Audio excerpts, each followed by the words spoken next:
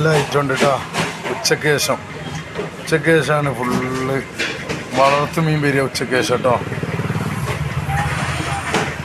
ഉച്ചത് മഞ്ഞക്കടുക വേണമെങ്കിൽ മഞ്ഞക്കടുക, പപ്പൻസ് വേണം പപ്പൻസ്, കടുകയാണ് കേട്ടോ. ഇത് കടുക നല്ല രസമുള്ള കടുക. കേദർ, സ്രാവ്, ഏതാ വേണ്ടത്? കേദർ, സ്രാവ്, കടുക, ഏട്ട, അയക്കൂറ 499 റുപ്യ കേട്ടോ. ഏട്ട, തലവെട്ടലി,